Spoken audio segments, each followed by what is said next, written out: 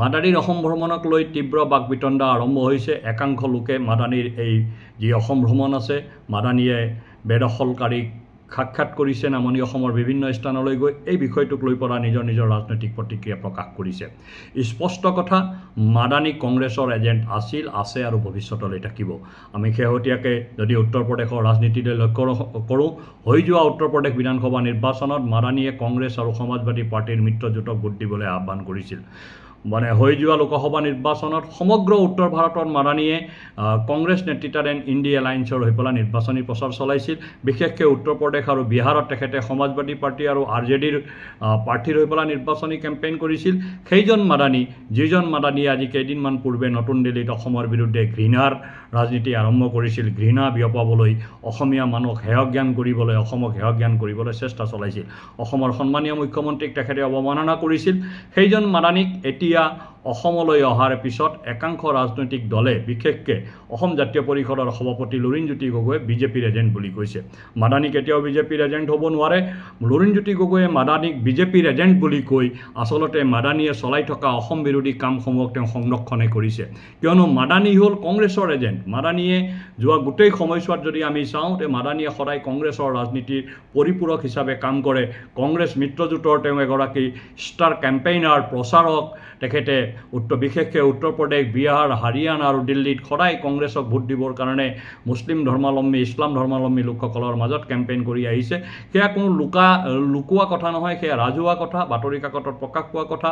তেওঁ ৰাজহুৱা সভা সমিতিত সেই কথাটো স্পষ্টকৈ কয়। তেনেকুৱা এজন মানুহে যেতিয়া অসম বিৰোধী স্থিতি লয়, স্বাভাৱিকতেই সেই স্থিতিৰ লগত কংগ্ৰেছ দল সাঙুৰ খাই থাকে, আৰু কংগ্ৰেছ দল সাঙুৰ খাই থকাৰ লগে লগে এই গোটেই কাৰবাৰটোৰ লগত কংগ্ৰেছৰ এটা ভূমিকাক লৈও পৰ্যালোচনাৰ প্ৰয়োজন আহি পৰে। ঠিক সেই সময়তেই লুৰিণজ্যোতি গগৈয়ে মাদানীক লৈ পেলাই বক্তব্য প্ৰকাশ কৰে, আৰু মাদানীয়ে কৰি অহা অসম বিৰোধী কাম কাজৰ তেওঁ আওপাকে সংৰক্ষণ কৰিবৰ কাৰণে প্ৰয়াস কৰে। এই কাৰবাৰৰ দ্বাৰা তেখেতে কংগ্ৰেছক উপকৃত কৰিবলৈ চেষ্টা কৰিছে। আচলতে লুৰিণজ্যোতি গগৈ কংগ্ৰেছৰ বি টিম নহয়, আচলতে তেওঁ ডাইৰেক্ট কংগ্ৰেছ।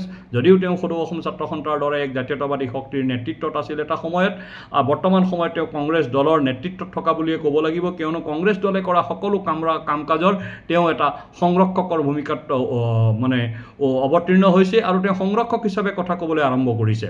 মাদানীক সংৰক্ষণ কৰি লুৰিণজ্যোতি গগৈয়ে মাদানীয়ে চলোৱা অসম বিৰোধী কাম কাজক তেওঁ এক প্ৰকাৰে ৰিকগনাইজ কৰিছে। যি মাদানী উত্তৰ প্ৰদেশত সমাজবাদী পাৰ্টিৰ কেম্পেইনাৰ, যি মাদানী বিহাৰত RJD আৰু কংগ্ৰেছৰ মিত্ৰজোঁটৰ কেম্পেইনাৰ, সেই মাদানী কেতিয়াও অসমত ভাৰতীয় জনতা পাৰ্টিৰ এজেণ্ট হ'ব নোৱাৰে। লুৰিণজ্যোতি গগৈয়ে মাদানীক ভাৰতীয় জনতা পাৰ্টিৰ এজেণ্ট বুলি কৈ আওপাকে মাদানীয়ে চলাই থকা অসম বিৰোধী কাম আৰু মাননীয় মুখ্যমন্ত্ৰী ডক্টৰ হিমন্ত বিশ্ব শৰ্মাৰ নেতৃত্বত সবলভাৱে শক্তিশালীভাৱে চলাই থকা উচ্ছেদ অভিযানৰ বিৰোধিতাহে কৰিছে।